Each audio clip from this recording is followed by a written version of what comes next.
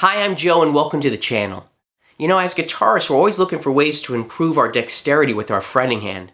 And one practical way to do this, and one simple way to do this, would be take your chord shapes that you're already familiar with and just try different fingerings. Why is this important? Well, you'll find that in certain chord progressions, starting off with maybe a different fingering will help you lead to the next chord in that progression a little bit easier. Let me grab a guitar and I'll show you what I'm talking about. So let's start off with very common chord that we all learned first, which is the G chord. And lots of times we learn it with this fingering, right? Where we have our second finger on the third fret, our first finger on the second fret of the string before it, and then our third finger on the high E string on the third fret. And that works great. But lots of times when we're playing a chord progression, you'll notice that, let's say we're doing a chord progression from the 1 chord to the 4 chord, which is C. Look at this hand jump. That's a big jump. So what can we do? Well, let's explore an alternative fingering for this. So we do know that this is the shape. Well, let's switch this around a little bit. Let's actually put our third finger that was on the high E string and actually put it on the low E string in the same spot. And we'll use our second finger behind that, now on the second fret of the A string, and we'll use our pinky up here to play the same chord. That in itself is an interesting exercise to do. Now again, why is this helpful though? Well, this is a practical thing. Not only is it a dexterity building exercise, but it's practical because now, when I go over to the C chord, all I have to do is move these two fingers down and plant my first finger down. See how more efficient this is compared to this?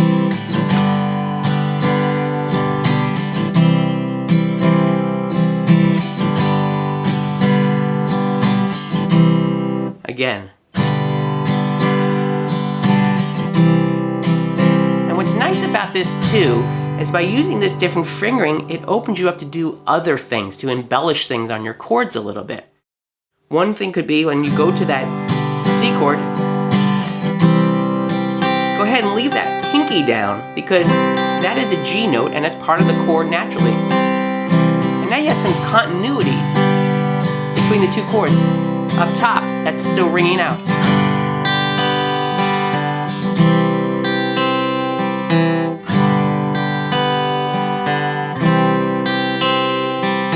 Or let's say you're playing this G chord and you want to add a sus. Well, your first finger now is freed up to play that C note. How about that first fret of the B string? Now if we were in that other shape, we'd have to do a big switch to get to a sus chord. See that? And it's just harder to do and it's not as smooth to get there. So that's one option now. By doing this fingering, we can add that sus, or we can actually do an inversion. Let's say we wanted to go to the C chord, but we wanted to keep the G in the bass.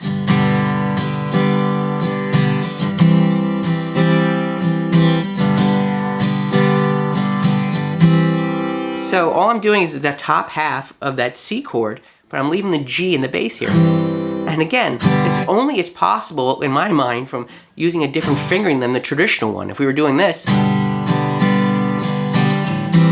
have to do that same kind of jump we have to do to get to the normal C.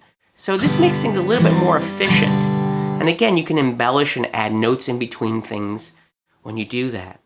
So let's look at another shape maybe. Let's look at the E chord. You know, lots of times we do it this way, which makes a lot of sense.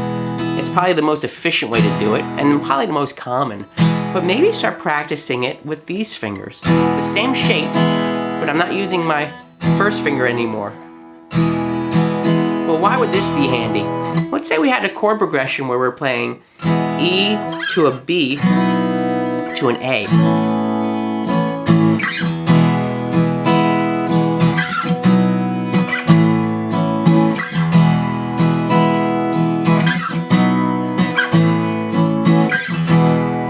doing the old traditional shape, not the old shape, but a traditional shape, to get to that B, I have to do this big switch of my hand. It's a big motion while I'm moving that's already complex enough, so why not complicate it even further by actually switching fingerings? No, let's try to keep that same shape.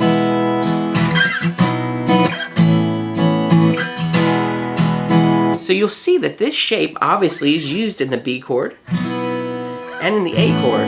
It's the same fingering, but I'm just using it now up high, and I don't have to worry about switching my hands. What's another useful one to try? Well, maybe your A chord. Maybe you're used to barring it like this, or you've learned it like this, or you've learned it like this. Again, that's all basically, not again, I didn't tell you this yet, but it's just playing the second fret, your first finger across the second fret like a bar, or you can use these fingers, or these fingers. Well, why not try something like this, where you're kind of using your second finger on the D, your first finger's right behind it on the G string, and your third finger's right behind it on the B string. It sounds the same as all the other versions. But why would this be helpful to you? Well, maybe you have an A going to an A major 7 to an A7 to your D chord. You've heard that cliche kind of line before.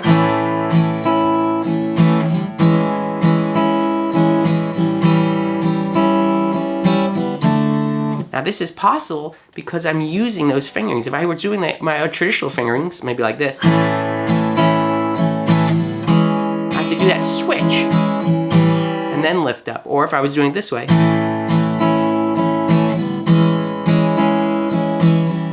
there's a switch there. And I'm not saying that's wrong. And actually, doing that and practicing those switches really is great for the dexterity of your fretting hand to move things back and forth.